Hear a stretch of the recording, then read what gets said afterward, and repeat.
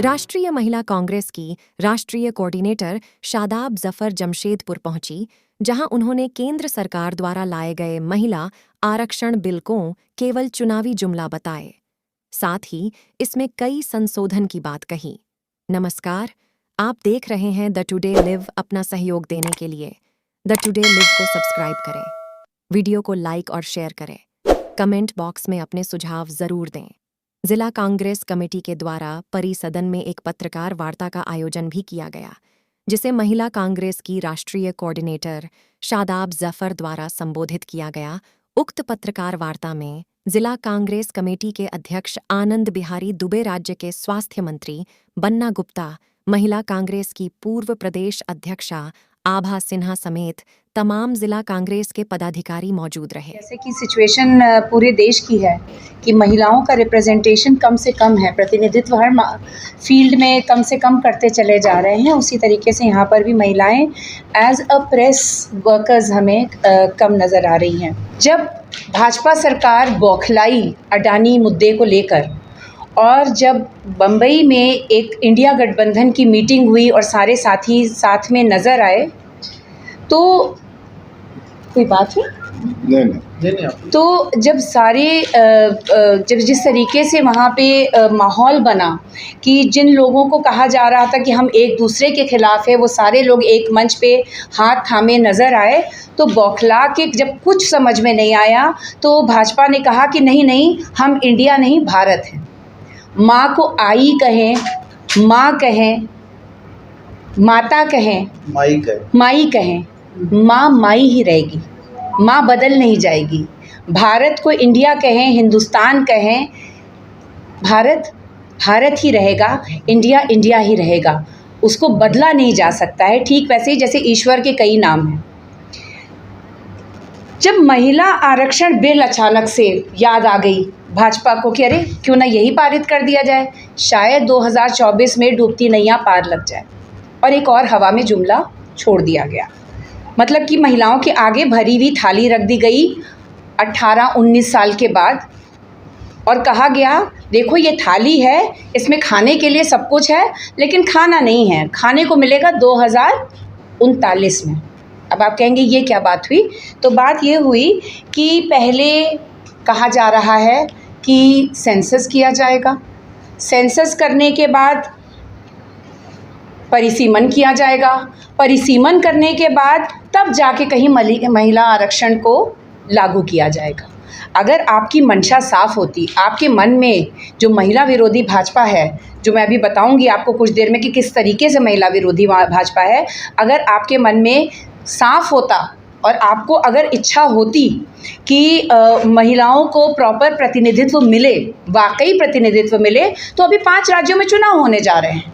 अगले साल 2024 में लोकसभा का चुनाव होने जा रहा है, आप उनको 33% आरक्षण आराम से दे देते। लेकिन ये करने के बजाय आपने हवा में एक जुमला छोड़ दिया। हाँ, हम खुश हैं कि आरक्षण के ऊपर बात हो रही है, और क्यों नहीं खुश हो, ये परिकल्पना 1989 में राजीव गांधी जी ने करी थी, जब उन्होंने पंचायती राज एक्ट को पास किया और उसमें 33% आरक्षण महिलाओं को दिया। सिर्फ तभी नहीं, उसके बाद नरसिम्हा राव जी ने जो है वो महिलाओं को के लिए 33% आरक्षण की बात करी गई। फिर उसके बाद लगातार एक लंबी लड़ाई लड़ी गई। हमने राज्यसभा में महिला आरक्षण बिल को लाए, उसको पास किया। लोकसभा में जब वो बिल आया तो 7 मतों से वो बिल गिर गया। 7 मतों में 4 दिग्गज के नेता थे जिन्होंने इसके खिलाफ वोट किया। उसमें LK आडवाणी जी शामिल थे, उसमें अटल बिहारी जी शामिल थे, जिन्होंने मुंह के बल इस बिल को गिरा दिया। 2019 से लगातार भाजपा की सरकार है, लगातार सोनिया जी, राहुल गांधी जी, खड़गे जी इस बात की मांग कर रहे हैं, पत्र लिख रहे हैं। जिस तरीके के झूठे जुमलों के बावजूद कोई चीज़, अब कोई शगुफा काम नहीं कर रहा है, तो एक हवा में महिला आरक्षण बिल की बात कर दी गई। अगर वाकई भाजपा महिलाओं के पक्ष में सोचती है, तो जब कुलदीप सेंगर ने उन्नाव में एक बच्ची के साथ बलात्कार किया था, तो मीडिया और प्रियंका गांधी जी की आवाज़ उठाने का इंतज़ार क्यों किया भाजपा ने, और तुरंत उसको बर्खास्त करके जेल क्यों नहीं भेजा? चिन्मयानंद आज़ाद घूमता रहा, लेकिन उसके द्वारा शोषित लड़की जो थी उसने जेल काटी। 18 साल की आसिफा का जब बलात्कार किया जाता है कठुआ में, रखकर नशे का पदार्थ पिलाकर उसको रखा जाता है, बलात्कार करते हैं, उसका मुंह पत्थर से कुचल दिया जाता है। उसके बलात्कारियों के पक्ष में यात्रा निकाली जाती है भाजपा और उनके सहयोगी दलों द्वारा। हाथरस में एक बच्ची का बलात्कार कर दिया जाता है, पूरा शासन प्रशासन एक हो जाता है। क्यों?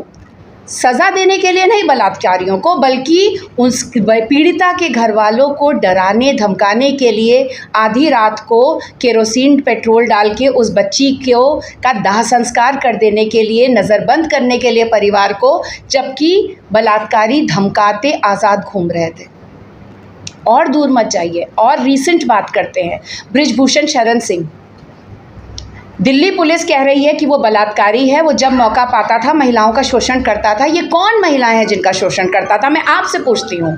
ये वो महिलाएं हैं जिन्होंने हमारा सर सम्मान से, गर्व से ऊंचा किया था, जो तिरंगा लपेट के भारत की इज्जत बढ़ा रही थी। लेकिन जब जंतर मंतर पे वो बैठी तो अफसोस, उनकी इज्जत की रक्षा करने के लिए स्वास्थ्य, महिलाओं की मंत्री, कोई भी मंत्री सामने नहीं आई। स्मृति ईरानी जो फ़ौरन कूद पड़ती हैं, राहुल गांधी जी का नाम सुन के जलबला जाती हैं, उनके मुंह से एक शब्द नहीं निकला इन महिलाओं के पक्ष में।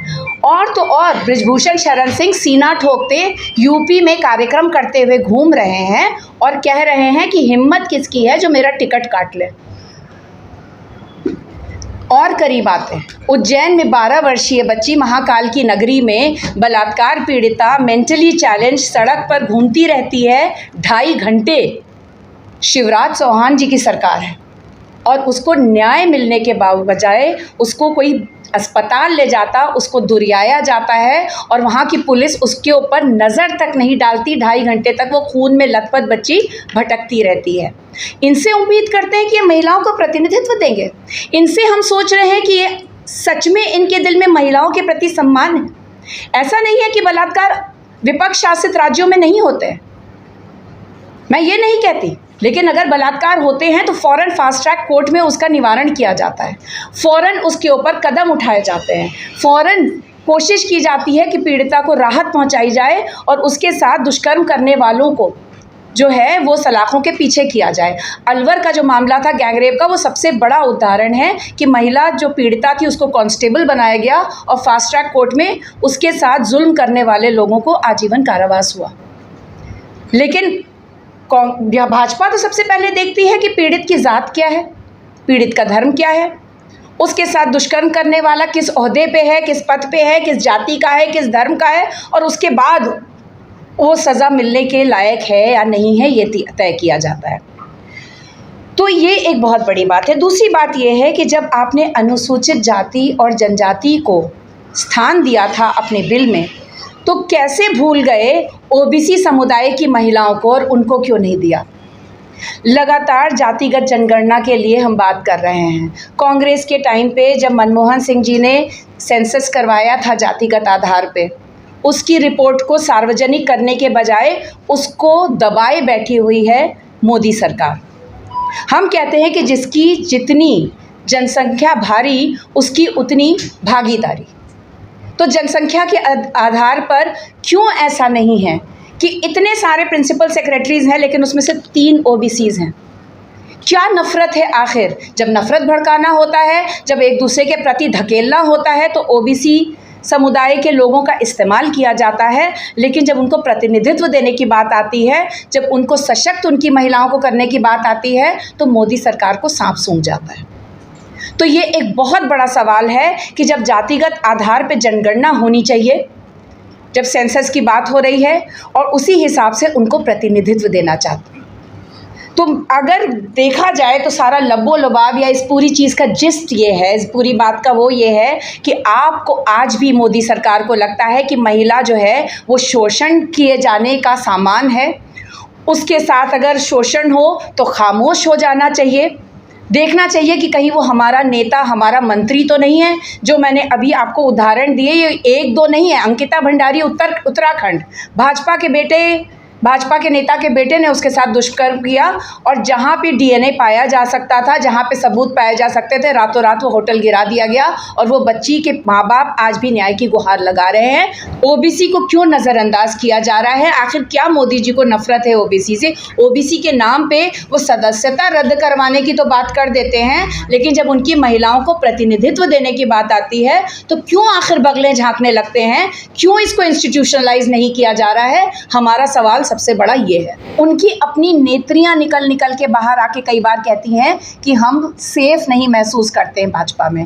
इनसे हम उम्मीद कर रही है हमें आरक्षण देंगे, इनसे हम उम्मीद कर रहे हैं कि हम महिलाओं को सशक्त करेंगे। भेदभाव कर रही है मोदी सरकार, उसको उठाना हमारी जो है वो नैतिक जिम्मेदारी है।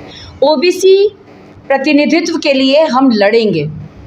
अनुसूचित जनजाति और जो हमारा दबा हुआ शोषित समाज है, उसके लिए, उनके सही प्रतिनिधित्व के लिए हमें जितना लड़ना होगा हम उससे ज़्यादा बढ़ के लड़ेंगे, क्योंकि ये हमारी नैतिक, बीइंग अ सबसे बड़ा विपक्ष, सबसे बड़ा ऑपोजिशन होने के नाते ये हमारी नैतिक जिम्मेदारी है कि हम उन समाजों की लड़ाई, चाहे वो महिलाएं हों, चाहे भले ही वो अनुसूचित जाति की हो, जनजाति की हो, ओबीसी की हो, उनकी प्रतिनिधित्व के लिए हमसे जितनी लड़ाई लड़ी जाएगी हम उसको लड़ेंगे और बेशक ये एक बहुत ज़रूरी मुद्दा रहेगा।